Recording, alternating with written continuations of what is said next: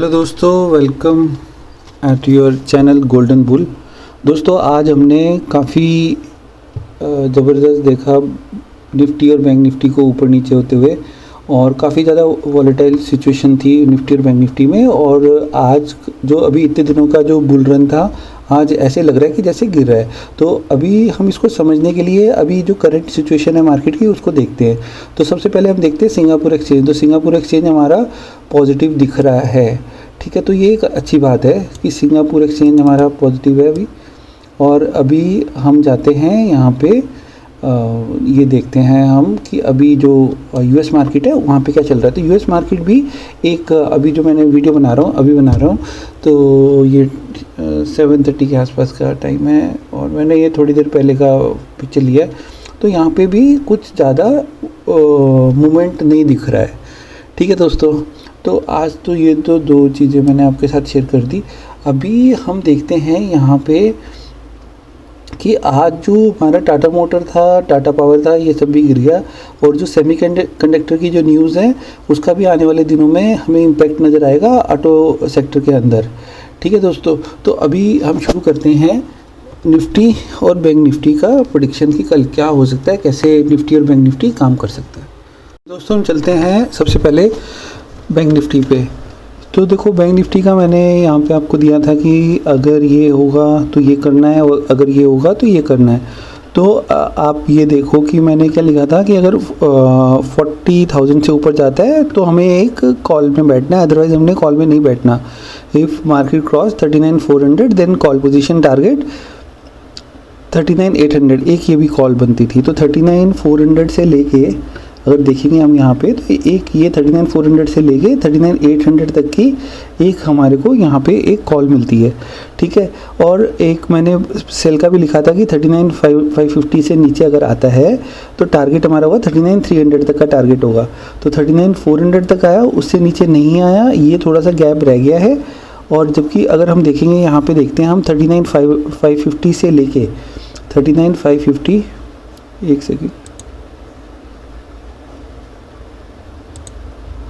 Second इसको ले लेते हैं हम। 39,550 यहाँ कहीं से लेके हमें एक छोटा सा टारगेट यहाँ पे मिलता है, ठीक है। और अगर गैप डाउन होता है तो हमारा 39,200 तक का टारगेट था। 39,200 एक पुट लेंगे। तो अभी हम समझ लेते हैं कि कल बैंक निफ्टी कैसे काम करेगा। तो देखिए हम ये बात तो अगर हम इसका डेली टाइम फ्रेम लगा लेते हैं इसका बैंक निफ्टी का, और ये थोड़ी देर के लिए इन सबको ग्राफ्स को भूल जाते हैं, जो भी हमने पेंटिंग करी है इसको भूल जाते हैं थोड़ी देर के लिए। तो हम इसको आज की और जो कल की जो कैंडल बनी है इनको समझने की कोशिश करते हैं। तो फिर से आ गया, इसको समझते हैं कि ये क्या है। देखो ये आप ये कह सकते हो कि इसको क्या बोल सकते हो, बेरिश एंगल फिंग कैंडल बोल सकते हो। देखो ये छोटी लाल है और इधर भी एक बड़ी सी लाल बनी है, तो ये बेरिश एंगल फिल कैंडल बोल सकते हो। तो मार्केट में करेक्शन आ सकता है जो हमें दिखता है, ठीक है दोस्तों। तो अभी एकदम से ऐसे करेक्शन नहीं आएगा। हम इसका डेली टाइम फ्रेम पे देखते हैं कि कैसे क्या क्या हुआ है अभी तक मार्केट में। अगर हम यहाँ पे देखते हैं समझते हैं, तो अगर आप ये देखो कि मार्केट ऐसे चल रही थी, एक करेक्शन होता है, फिर एक ऐसे चलती है, फिर ऐसे चलती है, फिर ऐसे चलती है, फिर यहाँ से करेक्शन होता है, फिर ये आगे भाग जाती है। तो आप ये कह सकते हो कि इसकी इम्पल्स जो है मार्केट की वो चेंज हो रही है, लगातार चेंज हो रही है इम्पल्स। अभी ये हो सकता है कि कल आने वाले दिनों में, कल के दिन ये मार्केट थोड़ी सी साइडवेज रहे, ऐसे इसी रेंज में चलती रहे, ऊपर नीचे, और फिर अपना एक अलग से एक नया चैनल बनाए, ठीक है दोस्तों। तो इस थ्योरी को बोलते हैं इलाइट वेव थ्योरी, जो बहुत ज़रूरी है एक बुल रन के लिए। तो कभी भी उसमें क्या होगा, आपका एक इम्पल्स आगे जाएगी, यहाँ से करेक्शन होगा, ये आगे जाएगा, फिर थोड़ा सा करेक्शन होगा, फिर ये आगे जाएगा, थोड़ा करेक्शन होगा। तो ये इस तरीके से ही चलती है मार्केट, ठीक है। अब करेक्शन आएगा, ठीक है, बट ऐसा नहीं होगा कि कल ही मार्केट नीचे आ जाएगी, ठीक है, ऐसा नहीं होगा। हो सकता है ये साइडवेज यहाँ पे ऐसे चलती रहे और फिर एकदम से एक बुल रन आ जाए, ठीक है। तो अभी हम इसको समझ लेते हैं। अवरली इसका एक चार्ट लगाते हैं। तो अवरली चार्ट क्या बोलता है इसका, तो ये इसका अवरली चार्ट है। तो अगर हम इसका अवरली चार्ट देखेंगे यहाँ पे बैंक निफ्टी का, तो हमारे को एक ये दिखता है और एक ये लेवल है इसका। ठीक है दोस्तों, एक्चुअली ओवरली चार्ट में पीछे कंटेंट मैंने काफ़ी सारे लिखा हुआ है तो वो आपको नज़र आ रहा होगा वैसे करके। तो जब हम उसको इंटरडे में जाएंगे तो क्लियर हो जाएगी फ़ोटो, तो आप इसको फिर ज़्यादा डिटेल में समझते हैं हम लोग कि आगे कैसे होगा। तो अवरली चार्ट के अंदर मैं एक काम करता हूँ, इसको हाइड कर लेते हैं और हम वैसे समझते हैं। तो अवरली चार्ट में हमारे को एक रेंज मिलती है 39,400 की, 39,400 की। ये देखो ये एक रेंज मिली है आज मार्केट ने बनाई 39,400 की। और एक ऊपर अगर हम देखेंगे रेंज का जो दूसरा सिरा है वो है हमारा 40,000 क्या है, 40,000 आप कह सकते हो। तो इसको हम लिख लेते हैं, इसको हम उसमें लिखेंगे, इंटरडे के चार्ट में लिखेंगे। ठीक है, तो हमारे को इसका एक प्राइस रेंज में मिल गया 40,100 से लेके 39,400 तक। अब इसका एक 30 मिनट्स का भी देख सकते हो आप चार्ट कि 30 मिनट्स में क्या रेंज निकल के आ रही है, उसके अंदर भी सेम ही रेंज निकल के आएगी। तो सेम ही रेंज आती है इसके अंदर, ये रहा आपका 40,000 टू 39,450 के आसपास। ठीक है, तो ये रेंज निकल के आती है। ठीक है, अब 39,200, अब इसके हम चलते हैं इंटरडे के चार्ट पे। इंटरडे चार्ट 5 मिनट्स का होता है। ठीक है,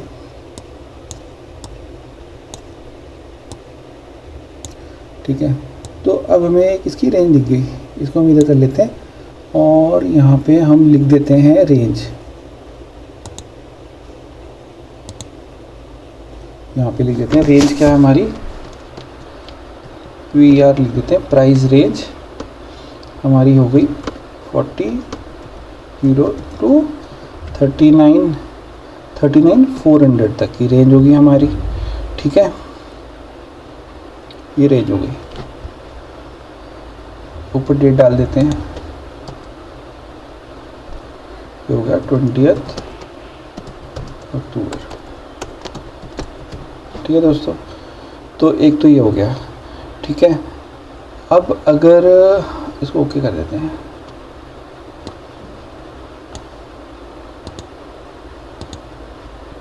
ठीक है, तो अगर हम इसको थोड़ा सा ध्यान से देखने की कोशिश करते हैं 5 मिनट्स के चार्ट में,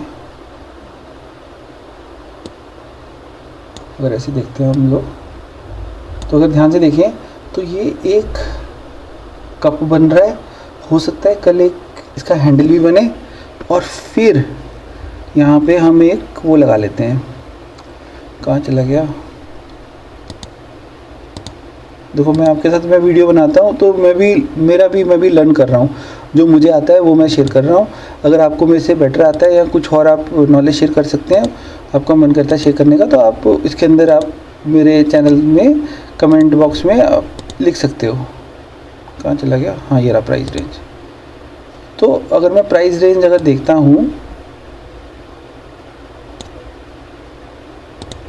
अब देखो समझ में आएंगी आपको चीज़ें। हो सकता है कि मार्केट ऐसे चले और ये इसका एक हैंडल बनाए और यहाँ से यहाँ तक आ जाते हैं हम, हमारे को ये एक टारगेट मिल गया। तो ये टारगेट जो मिला है हमें, अगर इसने इसका ये लेवल तोड़ा तो ये 39,000 का एक टारगेट मिल सकता है हमें यहाँ से लेके यहाँ तक का, अगर मार्केट इसके नीचे निकलती है तो। ठीक है, और हाँ अगर हुआ ग्रेविट हुआ तो यहाँ तक आ जाएगा। अगर हमारा जो टारगेट है, हमारी ये वाली जो कैंडल है 750 के आसपास, ठीक है, ठीक है, ये हमने कर दिया। ठीक है दोस्तों, तो अगर मार्केट यहाँ कहीं पे खुलती है, सपोज़ करो हम यहाँ कहीं पे पहुँचते हैं, गैप अप होता है, गैप डाउन होता है, वो उस बात को छोड़ो, अगर हम यहाँ कहीं पे पहुँचते हैं तो हम एक छोटा सा एक यहाँ का ये एसएल लेंगे 50 पॉइंट्स का और यहाँ से हम एक पुट ले लेंगे। ठीक है दोस्तों, पुट लेंगे, हम एक पुट ले सकते हैं। ठीक है, तो एक पुट की अपॉर्चुनिटी बनेगी, मगर अगर इस लेवल को तोड़ देती है, 39,760 को तोड़ता है, तो फिर हम एक कॉल पोजीशन में बैठ सकते हैं ऊपर की तरफ, बट उसमें हमारा जो एसएल होगा ना, एसएल काफ़ी बड़ा होगा। ठीक है, ये कल की बात है, यहाँ पे मैं लिख देता हूँ। यहाँ पर मैं लिख देता हूँ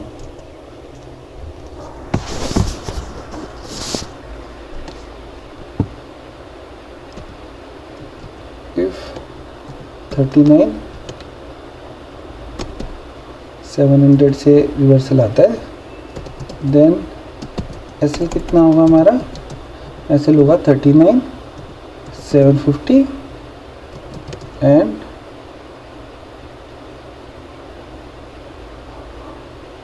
फॉर पुट पोजीशन ऐसे लिख देते हैं।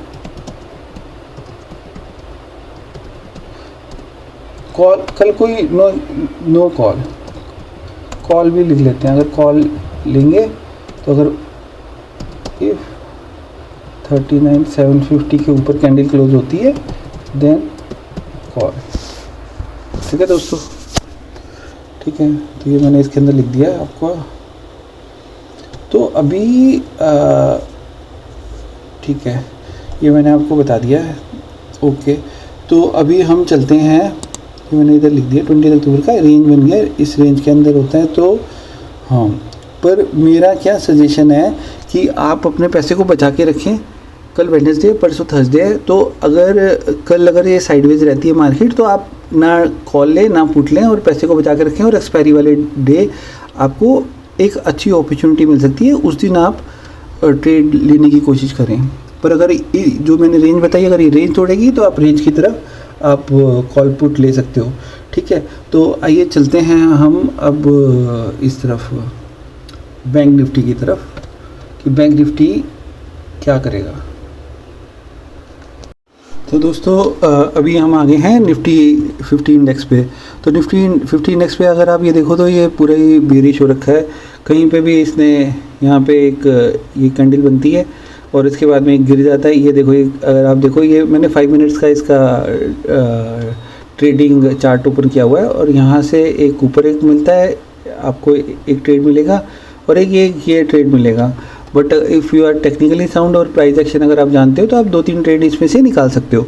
तो मैंने यहाँ पे आपको लिखा है इधर, अगर मैं ये देखूँ यहाँ पे, तो 20 अक्टूबर को क्या हुआ, तो हमारे को एक रेंज मिल गई 18,620 यहाँ पे, थोड़ा सा हाँ यहाँ कहीं पे कर लो आप।